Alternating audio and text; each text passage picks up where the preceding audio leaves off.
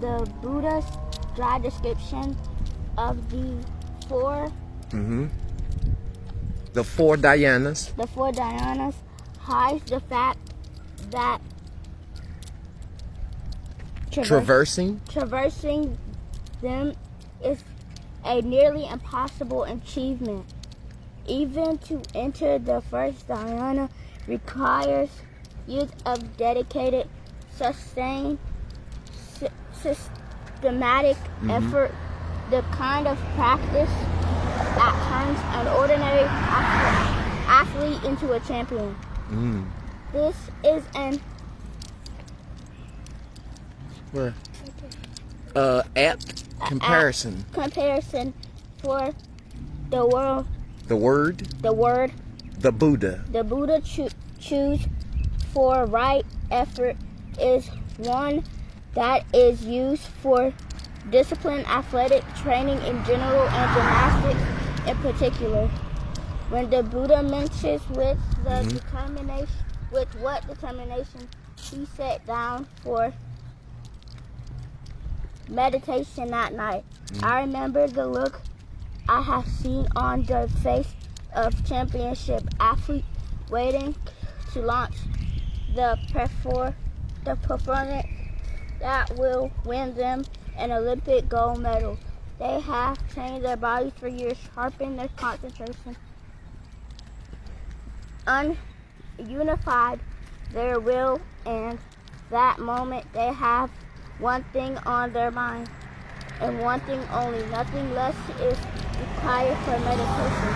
Behind the Buddha's apparently effortless passage to deeper states of consciousness lies of the most arduous training.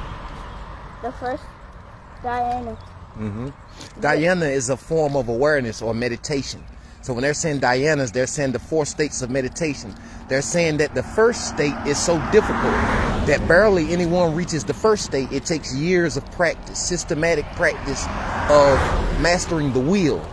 You understand? Exercising a deeper level of self-control.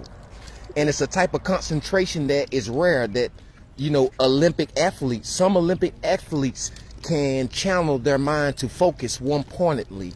See, that's dhyana. It's one-pointed focus. It's concentration. They're speaking of levels of awareness and concentration. So even the very first one seems simple, but it's very difficult, and it takes years of mastery.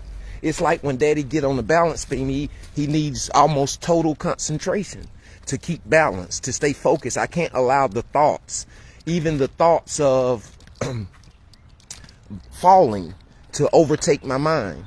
See, the mind it's always chasing after action, like the senses chase after desire, what it looks good to them, and it repels those things that are distasteful to them. You understand?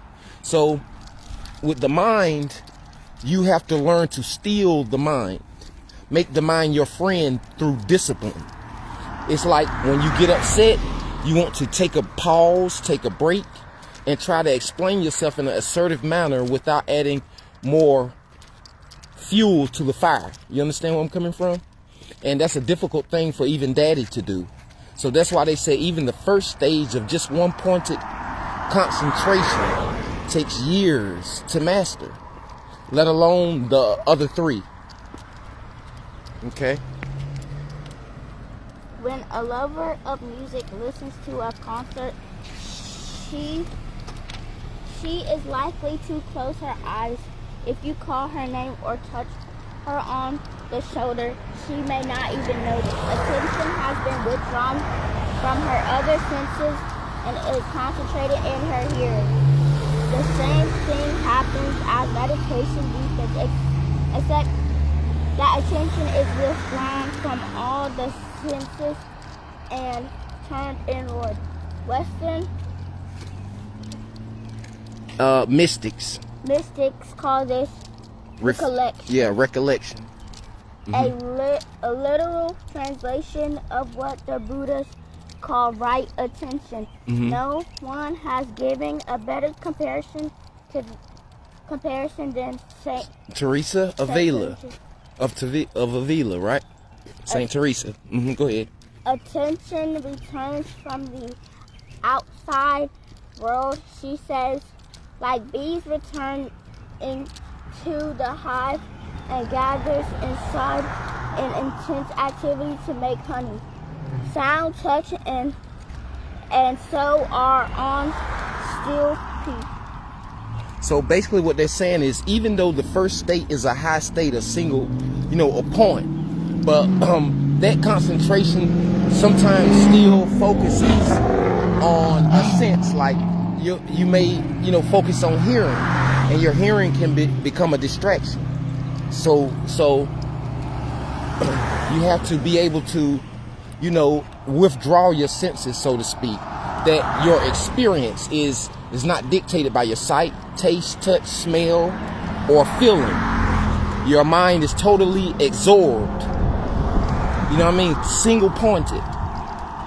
And even to the point that our thoughts are held at bay.